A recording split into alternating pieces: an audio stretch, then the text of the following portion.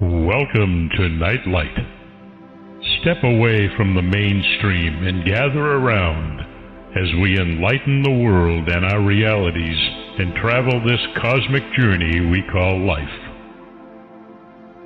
Join us as we share with you and provide that beacon that can guide us all to a better way. Explore with us as we examine a metaphysical montage of spiritual insights, covering everything from the mundane to the magical, UFOs to unicorns, and everything in between. This is a time of awakening, of sharing and evolving, of spreading our wings and soaring on the cosmic breath of creation.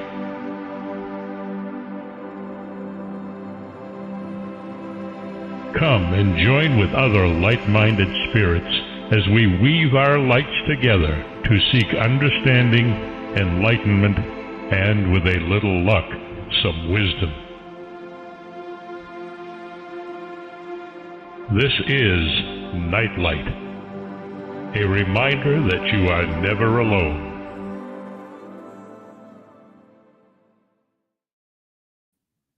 Hi, everybody. Glad you could join me. I have such an amazingly lovely book that we're going to be talking about tonight. And I have to admit that just the title got me. The title of the book is Beast Beyond Belief, Sneaky Werewolves, Flying Cats, and Accidental Apes. Now, all of you who know me know that I am definitely a cat person, so he had me with the title. The book is nearly 200 tales of cryptid animals and other unusual beasts that are contained in this well-researched book by Michael D. Winkle. Readers will encounter familiar monsters like Bigfoot and Nessie, dinosaurs and ancient fish that have survived into present day, and less well-known beings such as flying cats and rabbits, brain-eating horrors, and interdimensional hamsters. How can you miss? Michael has had over 30 short stories and one previous nonfiction book professionally published. He's done research that probably none of us would have wanted to sign on for. The book is just absolutely a fascinating book to read. It's cryptid after cryptid after cryptid. I've heard of a lot of cryptids, but it never even crossed my mind that there were so many out there. And he has researched tons of them, and apparently there are tons more to come. So we may even be blessed with a second book from him. So welcome to the show, Michael. I'm glad you could join me tonight. It's nice to be here, Barbara. I'm kind of new to podcasts. But this is my second since Sunday, but before that, it was 2019 was my first one. Oh, wow. Didn't go very well. Well, hey, we get better as we go. And the nice thing about podcasting is it's very forgiving.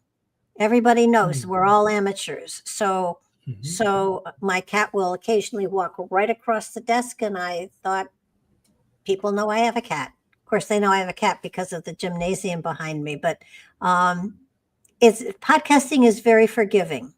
I mean, real professionals can actually edit out the goofs, but I prefer to leave them in because I figure anybody who's thinking about doing podcasting should know that you can make unbelievable mistakes and still get a show out there and still have a lot of fun with other people. Podcasting I've been doing it for now 17 years. And I left all of my very first shows up there so people could see just how bad you could be and still be successful at it eventually. So there are absolutely no mistakes you can make. The only thing I ask is that you stay away from politics. Aside from that, we're golden. And I don't think... Well, I don't know much about politics, so there you go. No, and I don't think there are many cryptids in politics, although there may be some people that would argue that these days. How did you ever come up with the thought of pulling together so many stories?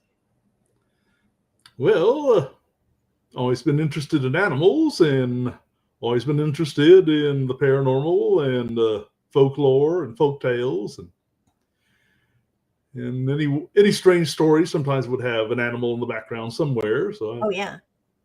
I decided to pull them all together and make a book. How long did it take you? Because, this is a tremendous amount of research. It had to take you a long time to get all of this together. Well, I think the oldest item is probably a newspaper clipping from 1970 that my brother and I read when we were little kids. It's about the flying rabbit of Tulsa, Oklahoma. And I always cut newspaper stories out and kept them in folders. And I've told other people many times how I went to Oklahoma State University starting 1977, and I went from like a little library in Bixby, Oklahoma, about the size of my apartment, to this 2 million volume archive, was 6 stories high, and had magazines and journals from as far back about the 1690s. Oh, my. And all of them were the original ones, so you had to be careful of those. So I started plowing through them all. That's kind of how I spent my college years, instead of getting an accounting degree like my father wanted. And hey, parents are not always right. Well, there was only one job, that was accounting. So, except it was boring. So. Yeah, well, I just went, as I was reading through all of them, I was very impressed by how you had, put your references in there so people could go back and read more about, each of the different cryptids that you were talking about. The flying cats got me. Alice in Wonderland had her Cheshire cat there, and but on top of that, other cats. And I'm a cat person. I've always had a cat, and I have often felt after one cat has left or whatever, I have often felt a cat jumping on the bed and knowing that it was the cat that had passed over that was coming back to visit me. So I mean, to me, cryptids have usually been frightening, but a lot of the ones that you have in here, they're not really frightening. They're just really kind of they're unusual, certainly, but they're not scary. They're not here to terrify you or whatever. They're here to just say, I'm still around, or it's okay, or whatever. I was fascinated with the hamsters, the blonde hamsters, the golden hamster. The golden hamsters, yeah. Well, that came from that book on pets I read when probably in the mid 60s. And just that aside, that all golden hamsters were descended from a mother and its babies they found, and has never been seen in the wild since, like it just dropped there from outer space or something. Recently, the aspect of an interdimensional cryptid has started to flow into the suggestion as to where these cryptids come from, that they were possibly an interdimensional animal that was fading in and out. I've often believed that Bigfoot was interdimensional, because we've never really found any bones or anything that could really be said, yeah, this is Bigfoot. So I think that it's fascinating, all of the different ones. It just never occurred to me that there were so many of them. And I would imagine that you must now be getting lots of people sending in their stories about their experience with cryptids, and coming into their lives. Have you gotten a lot of new additions to a next book? Well, it's only been officially available for about 8 days, so I might have to wait a while. Well, I was fortunate. Your publisher sent me the PDF so that I could, go through it. And I just was so fascinated with the variety. And, if you go through history, there are lots of things that might have been a cryptid, but nobody labeled them that. I loved the horse one, the not little seahorses, but a big seahorse. It's called That, Mamlambo or something like that. yeah, and he would lure people, and then he'd let them get on his back, and then he'd take them into the deep and eat them. Of That's course, the basic Kelpie there. yes, but there's so many. When you go back in history, when you go way back, it's amazing, and especially with Mothman. I've done a lot of shows with Mothman as the topic, and certainly the bridge falling and Point Pleasant is something that Mark and I have both talked about quite a bit. But I often never got the feeling that Mothman was of a negative nature, that he was. I don't know if you'd even say he was positive. Sometimes they say he was trying to tell them about the bridge was going to fall, but he had no way of doing it. But do you get a feeling with a lot of these cryptids that they really aren't meant to be feared? Well, there are some that certainly just seem to appear and vanish, like they were just walking by the Earth neighborhood and went on to wherever they were going. And yeah, there are others that recur over years or centuries. The most like in what John Keel called window areas. And there might be some that just live here or used to live here. Yeah, might come back someday. How do you draw the line between a cryptid? I mean, a cryptid is essentially an animal of some sort, right? It's not necessarily a person, as in a ghost or something like that. So most of the cryptids have been animals, except humans that had part animal to them. So is a cryptid? I didn't look up the definition of cryptid. I should have. Because is a cryptid an animal or part animal apparition?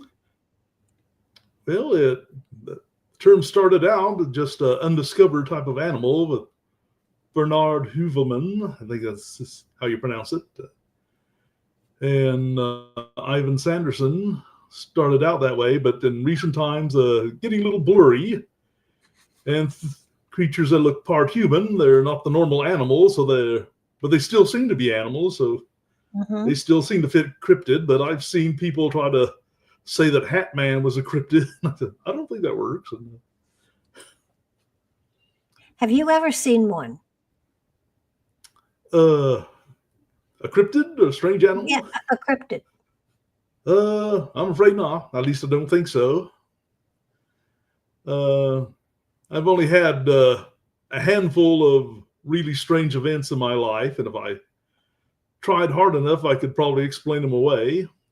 But I don't get out much, so it's not like I'm out there in the woods hiking. Get up and go to work and come back here. Yeah. Most of my life now. I just, I mean, I've had paranormal, metaphysical experiences, but cryptid, not so much. I wouldn't mind seeing a unicorn. Now, my idea of a unicorn is a horse-like animal with beautiful flowing mane and the horn. But if you look at the Bible, the definition of a unicorn is really quite an ugly animal. So, but I'd like to have the fable one, but I've never and I do see spirit and stuff like that. So I would think that if there were a cryptid around, I probably would notice it or something. And I'm wondering, is there a certain type of person, do you think, that actually can see and identify a cryptid? Do they appear to certain types of people? Well, sometimes it seems that way, and that would put them beyond a normal biological animal if it does happen like that.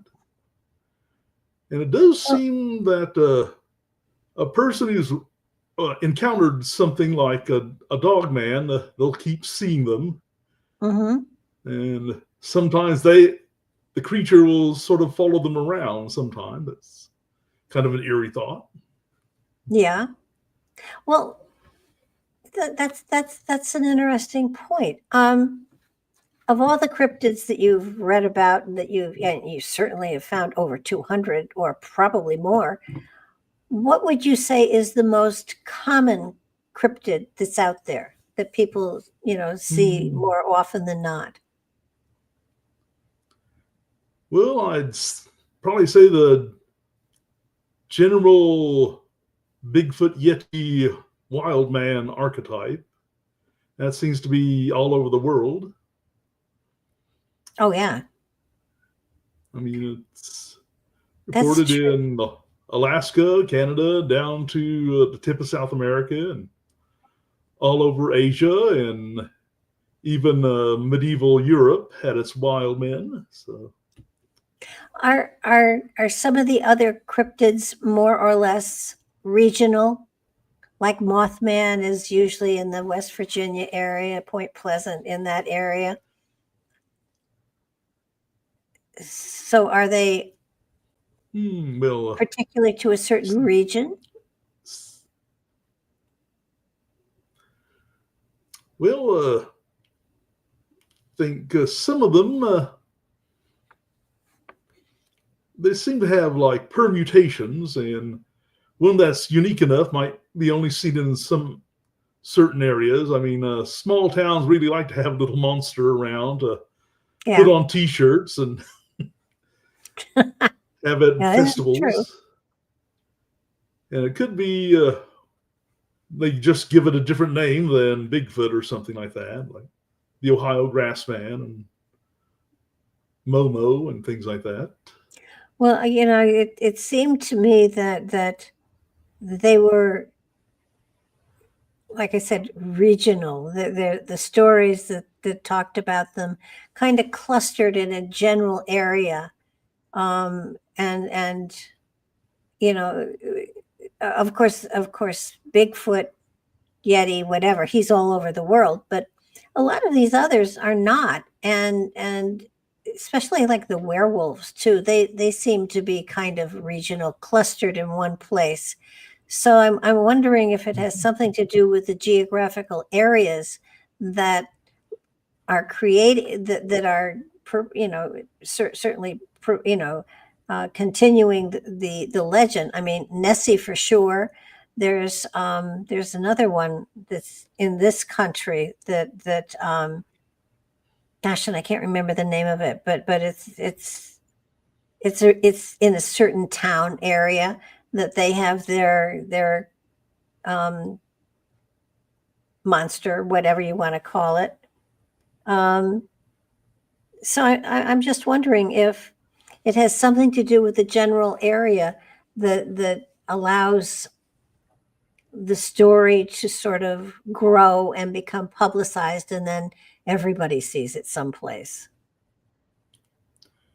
Well, I always thought there might be a feedback system that someone thinks they saw something like the Loveland Frogman or something, and other persons might see something in the shadows, and it sort of becomes a more solid form.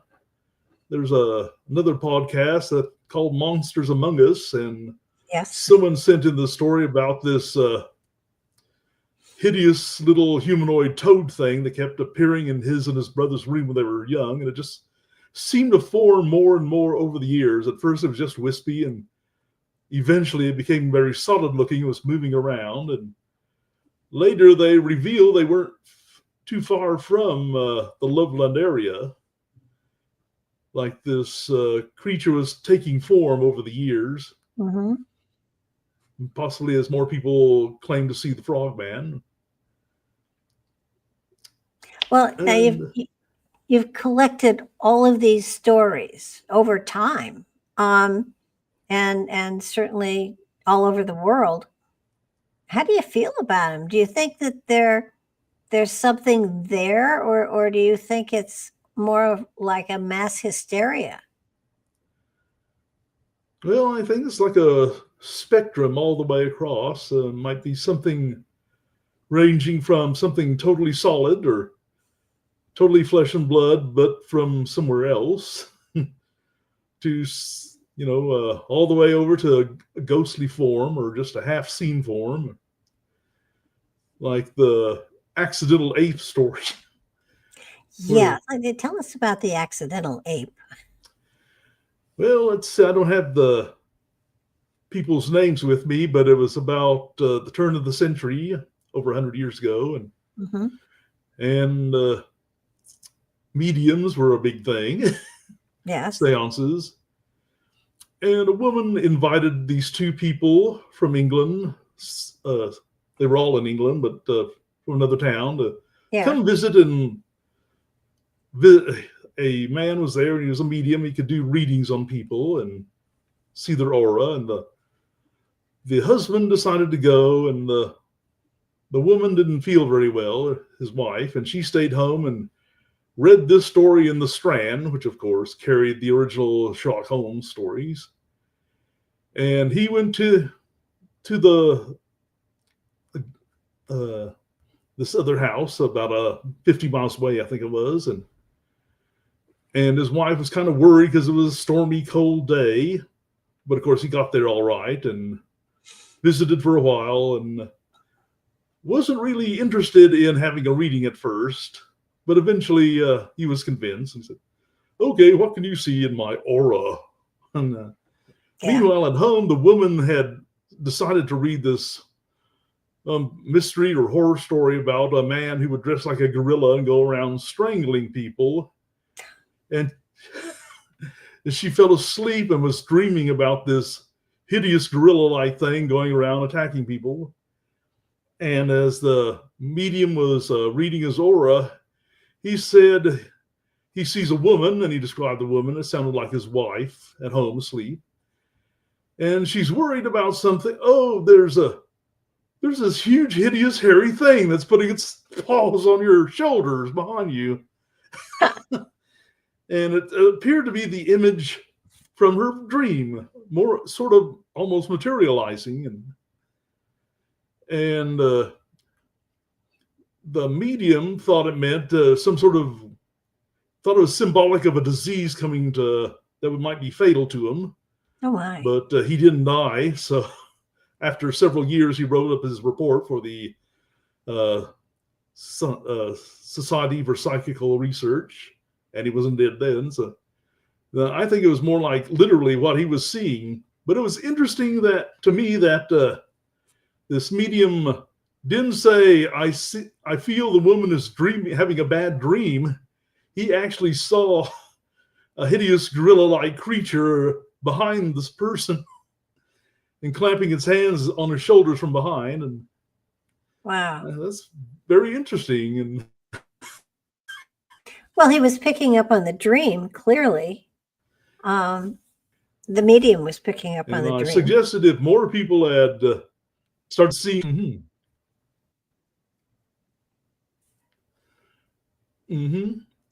But I thought if other people had seen an image like that, eventually it might become sort of a misty apparition off in the woods somewhere in that part of England. And because there have been things like that. Like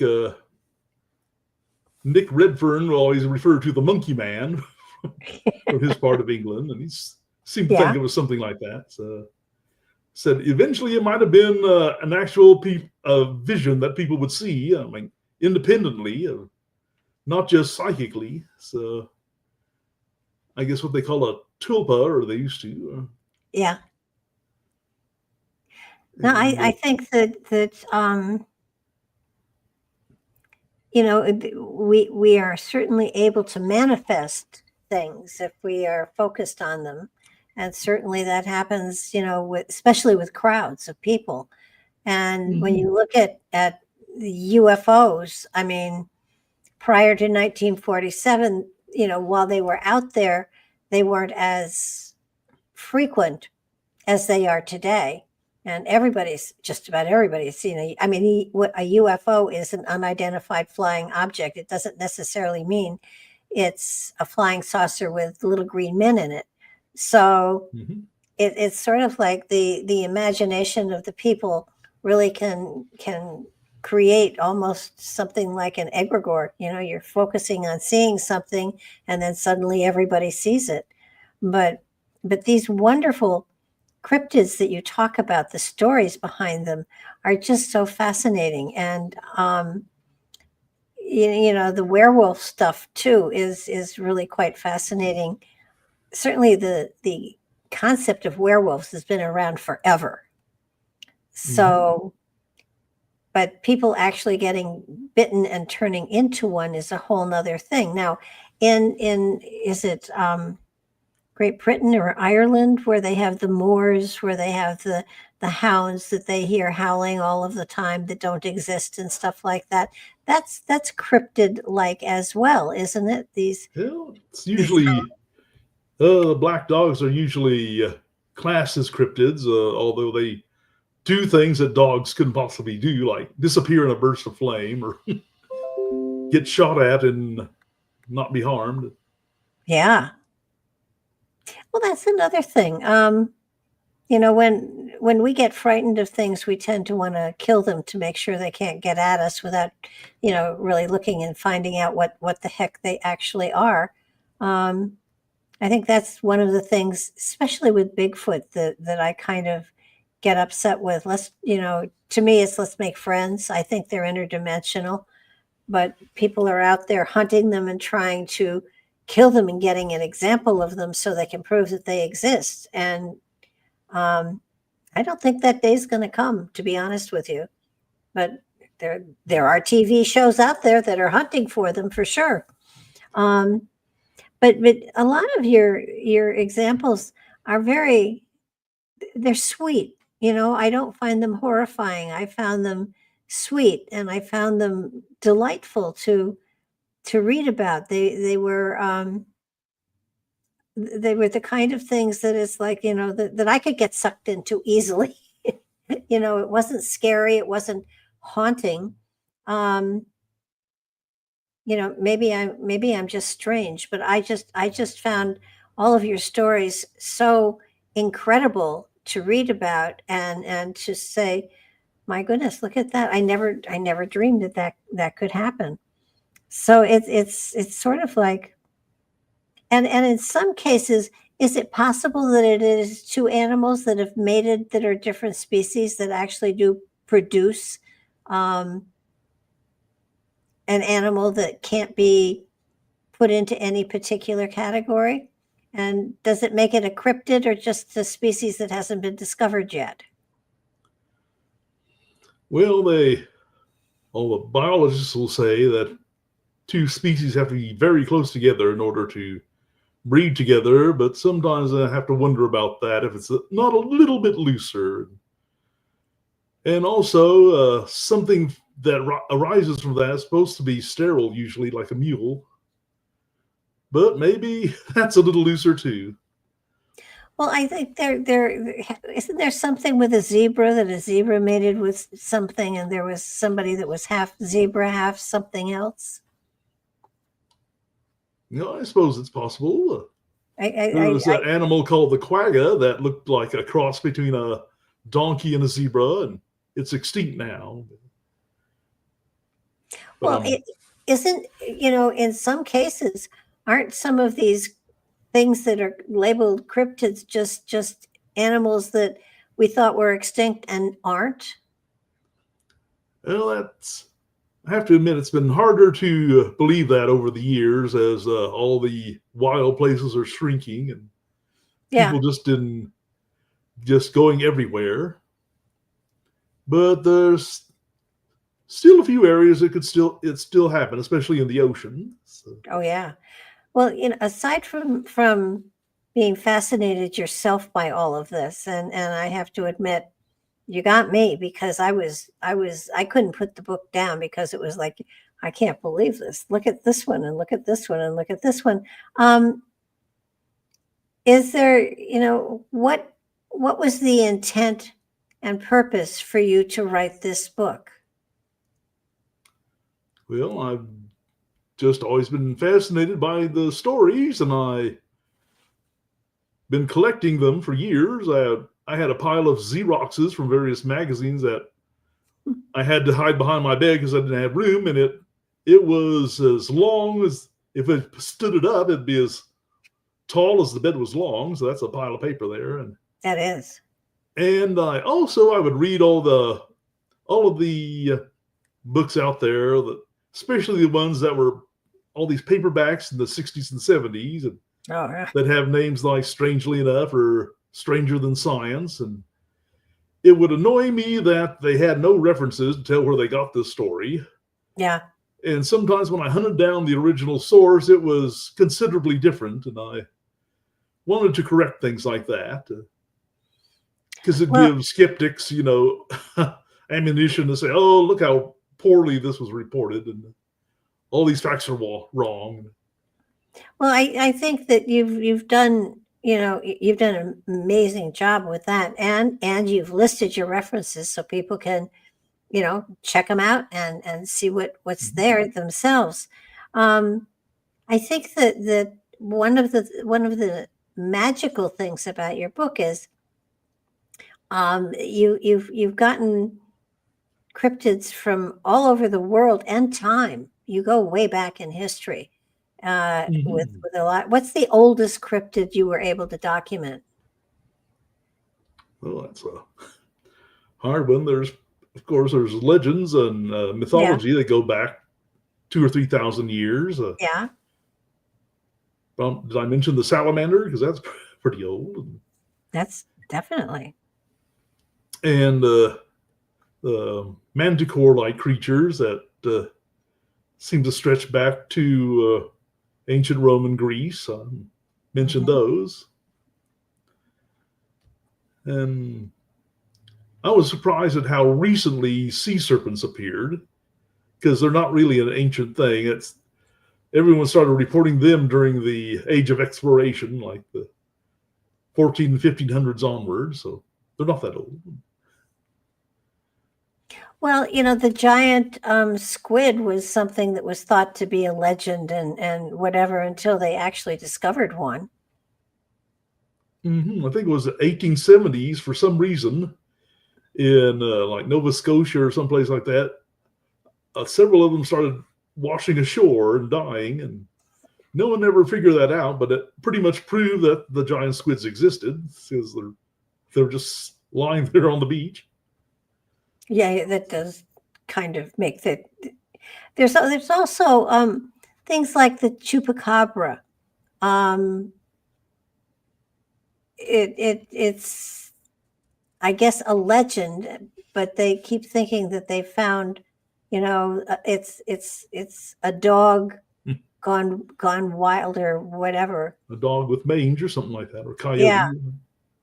Well, that certainly wasn't what the first chupacabra reports were like. Well, no, but I think that what I loved about what you've done is you've really researched it so beautifully, so that you didn't take just one report. You looked around for some sort of confirmation as to this actually could have existed, or it happened, and you made them a lot more real. I love. Talk a little bit about the disappearing cats. I just loved that part of it. Well, there's, like I said, there's surprisingly few cat ghost stories, but what they lack in quantity, they pick up in quality, because they're awfully strange ghostly cats. They had the ones that just disappear the regular way, and some their head comes off and flies around like the Cheshire Cat. And I like the Willington Mill ones. The guy trying to get attention of this maid that was working there, and this cat. First, this cat came up like any ordinary cat, and he tried to kick at it, and it disappeared, and he ignored that and like threw little pebbles at his girlfriend's window and all that. And then the cat came back, and it was bouncing like a bunny rabbit, and he kicked at it again and disappeared, and he was still trying to get to his girlfriend. And it seemed to be the same cat, had the same markings and color.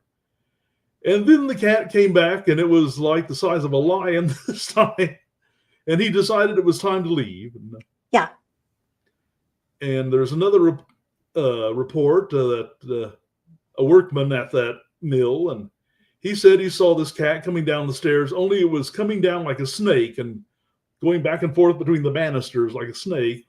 Oh, my gosh. Like it was totally boneless. And he certainly thought that was the time to go. And they saw the cat walking along and just walk to the furnace and walk through the door into the furnace without stopping. And yeah, then you know you got something.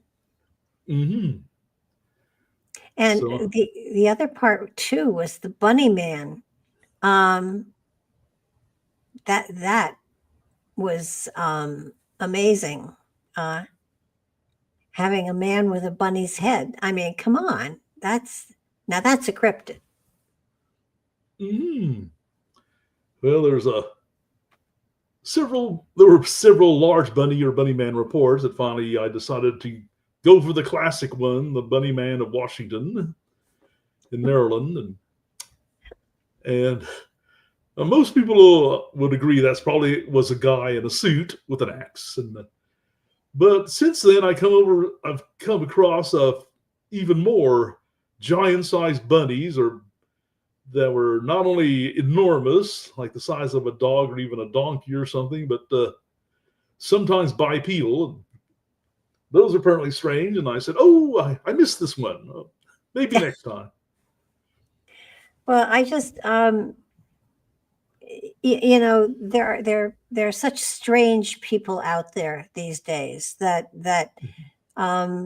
sometimes they do things like dress up like an animal, and we know they're not cryptids, but there's a whole group of people that enjoy dressing up like animals, and they have conventions and everything. So the bunny man, though, was he hopped.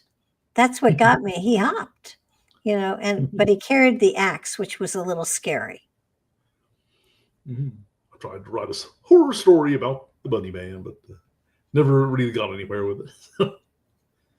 Like I said, it just seems to be like a spectrum from one end to the other, or just oversized rabbit, then a rabbit that seems to be almost humanoid, then a person maybe even channeling rabbitness with their costume. And just people dressing like rabbits for fun.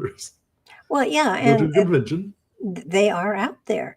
But with some of the other ones where people were half human and half animal, and the dog man is one of the cases where that's the case. Talk a little bit about the dog man, because that is one that's quite out there.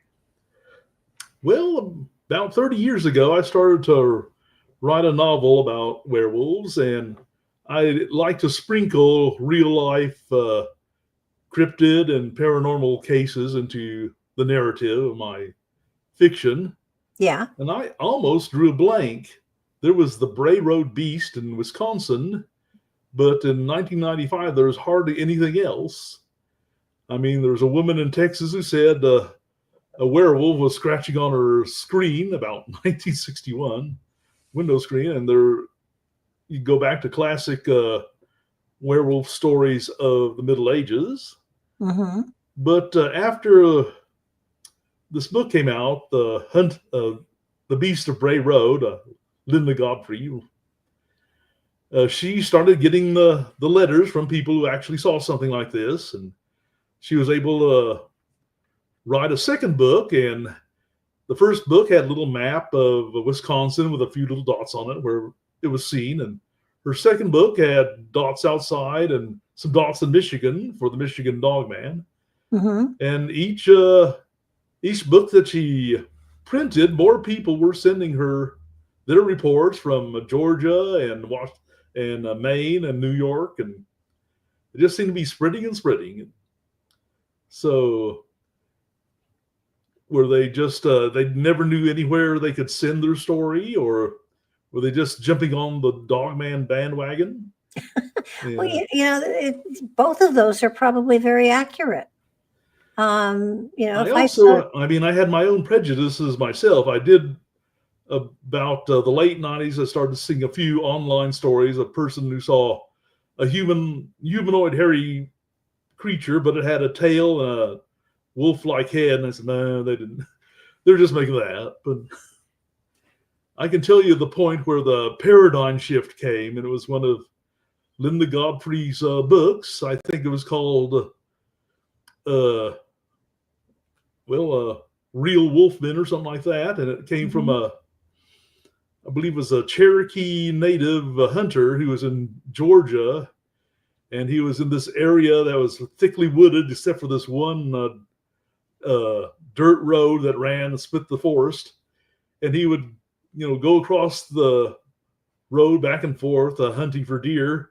And there was this other thing about 100, 200 yards away that was also crossing the road back and forth. And it was basically like a wolf standing on its hind legs and walking on its hind legs, and with human-like shoulders and arms and clawed hands.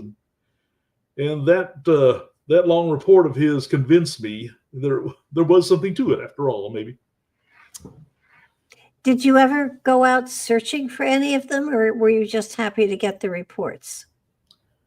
Well, like I said, I don't get out or travel much. I spent about 25 years. I had to hang around here. I couldn't take vacations because I had to take care of my parents. And I look at all my files on my computer, and they'll be dated 1997 or 98 because it's like I didn't even exist in that period. So yeah. So I really didn't have any ability to go anywhere. And I was, well, as you can probably tell, I was a little bookworm when I was a kid. Didn't like sports, so I didn't go out much.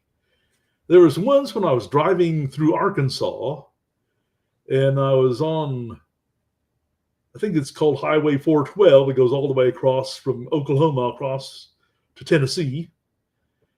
And I was driving along, and I was out in farmland, and I saw something in the rearview mirror go across the road behind me. And it just looked like the silhouette of a little black cat, except you could judge it by the road. It was at least it stretched about more than halfway across the road. So it had to be bigger than a regular cat. So that may have been the closest I ever got to seeing a cryptid. Well, yeah, there are stories about black panthers all over the place. And it's really funny because they're not indigenous to the United States for sure. And yet there are black panthers that have been spotted all over. And how do you tell the difference? I mean, is it a cryptid, or is it something that escaped from a zoo? Or, how do you know where to put it? Well, Loren Coleman wrote a lot about so-called phantom panthers. And my main argument is that black panthers are not a species. They are an occasional mutation that occurs among leopards and jaguars. Really? Oh. So if there were escaping animals, surely there'd be like 20 or 30 regular spotted panthers for each black panther, but the vast majority of unidentified large cats are called black panthers. So that's a little strange by itself. Yeah. because it's really funny. I've been noticing that seeing a black panther is considered a cryptid, but it probably isn't. Um, and those I've seen more reports of black panthers, within this country than anything else. It seems to me profound that you think it's ridiculous, and then suddenly here's this report of a black panther. I know we have mountain lions here and we have bobcats here, and every now and then I see a report of a black panther, and it's like, where did that come from?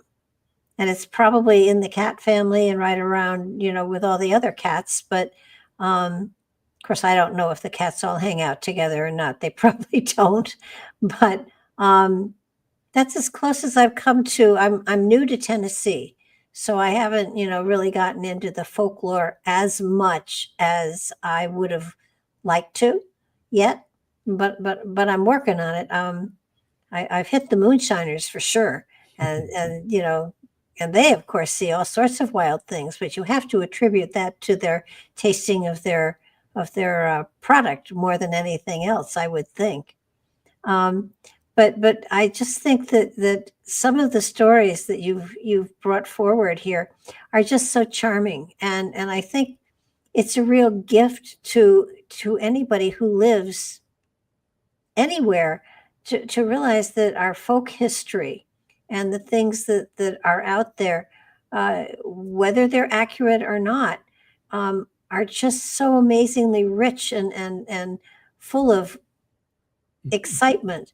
Don't go out, or the boogeyman will get you type stuff of things like that. But the cryptids that you've written about have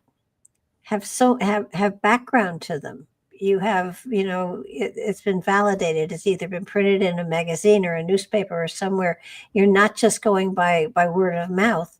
And that in many ways validates their existence, which I think is, according to your book, they're all over the place, but they're not quite that prolific. I guess so. Have to admit, I can't prove any of them, but I can at least say somebody said they saw it in 1885 or something like that, and they printed it in the newspaper, and maybe multiple people did. So there might have been something there, and sometimes if you look hard enough, you'll find out that other people have seen it over the years, so maybe closer to us than I thought. Well, I think that so many people don't pay attention to things like this, and we have such an amazing, rich, not only history but culture, and this country is full of absolutely huge places that are not inhabited by people, that certainly could hide or conceal a lot of unusual animals that we really have never seen before. And it's we basically look at the little furry things, but you started with the hamsters, which are teeny tiny. Charming. It's kind of ironic. I said, what horrible monster creature will I begin with? I think after many hours of thought, I would start with golden hamsters. Well, being so being an ex-school teacher who has had hamsters in the classroom, they're why were blonde hamsters so unusual? Is it that they never bred that way, or why are blonde hamsters considered cryptids? I consider them strange because of like that original book called Pets from the 60s, and how they mentioned that all the ones that exist descended from that one mother and baby hamsters that were captured in Turkey in about 1930. And further research showed that, of course, others have been found, and like one or two a few every 30 years or so, doesn't seem like much. And they were all found in the same area of Turkey.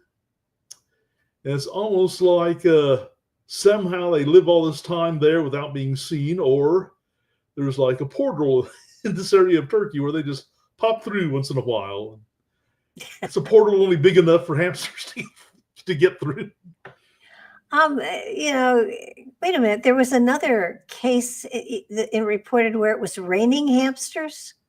Well, that was the lemming chapter, I believe. Yeah. There's a sort of a category of books I like. I call them not quite Fortean. It'll be a completely mundane book, like someone, traveling through a foreign country, or how they lived out in the wilderness, and and it'll just be totally mundane, their everyday life, and suddenly it'll veer into something totally bizarre. Like there's this one story one book called My 30 Years Backstairs at the White House, and is about this maid who lived in the White House and occasionally met the presidents. And there's a whole chapter on all the ghosts that she saw while she was there. Oh my! And that's interesting. And the Sally Carrigar, I think is her name, was famous for writing her nature books. And she wrote about living in Alaska. And she was given an assignment from this university to study lemmings, and do lemmings actually run off the cliff and commit suicide and things like that.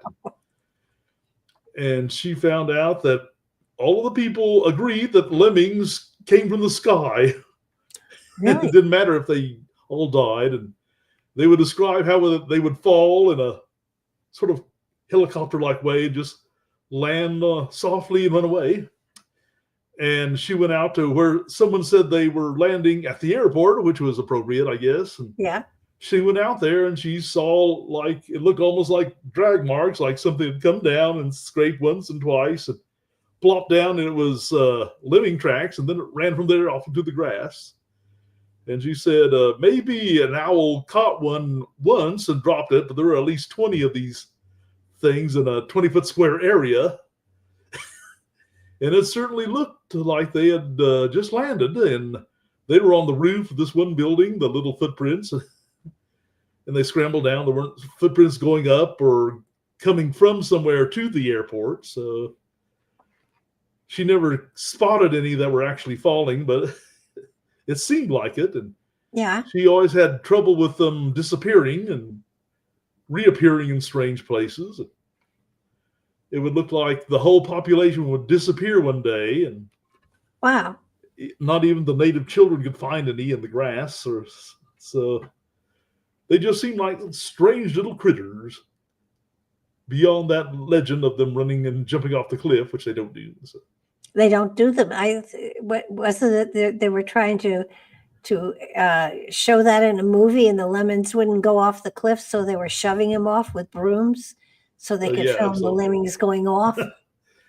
I remember seeing that movie actually when I was a kid. It's like wow. Walt Disney Nature Adventures. Oh, the lemmings that march along and jump off the cliff. And they showed lemmings just sitting around. And then they had a camera facing the cliff wall. And here came lemmings falling down. Yep, see?